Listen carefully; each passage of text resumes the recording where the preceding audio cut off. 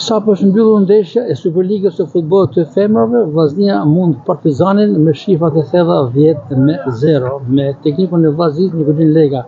Profesor, në pamje të parë përballë një Partizani që ka luajtur në Kupat e Europës, e konsideron një ndeshje jo pak e vështirë për Vllaznin, por shifrat tregojnë të kundërtën.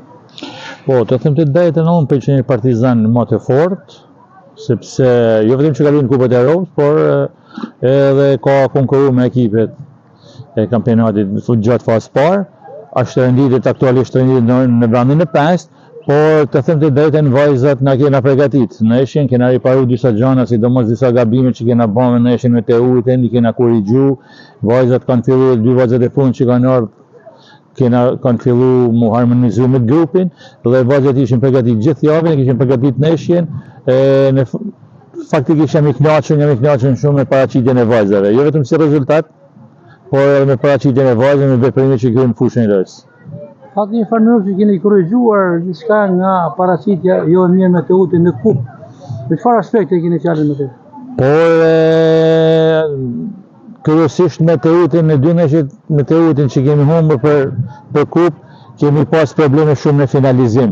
Dhe vajzat sot u paraqiten më mirë, finalizuan aksionet që u ndërtuan dhe për këtë jam i kënaqur. Përpara jush dha një intervistë dhe kapiteni Megi Doçi dhe ishte i kënaqur që tashmë golet po shpërndahen në skuadrën me kolegët e tjera. Pa nuk është vetëm Megi Doçi që shënon. Dhe sot duhet të vlerësuar shqiptarja nga Amerika, Tereza Deta, që shënoi për 4 herë.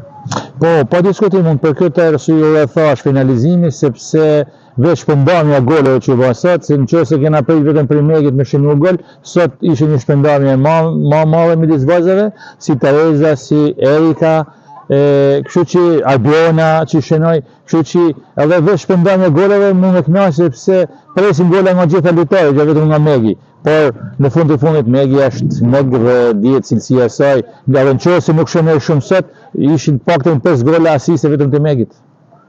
Profesor Leka, për momentin ndjekësja më afërt e Vllaznisë për femra është Apolonia Fierit, por kam parasysh një Teutë që ka fituar Kupën e Shqipërisë dhe pse është më poshtë ka shfaqur ambicie edhe për kampionatin.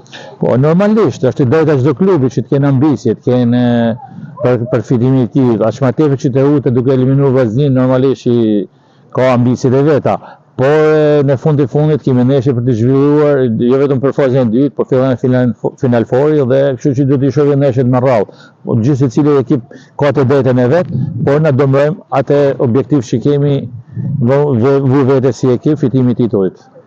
Vllaznia 12 herë kampion e Shqipërisë, në 12 tituj 10 i takojnë trajnerit Nikolin Leka.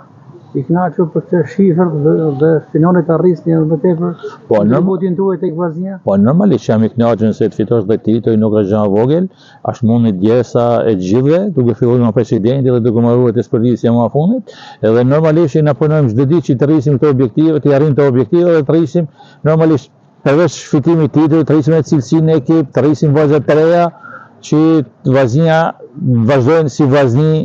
Më pëlqen të jenë një Vllazni bio, është shumë e vështirë, por jemi duke punuar.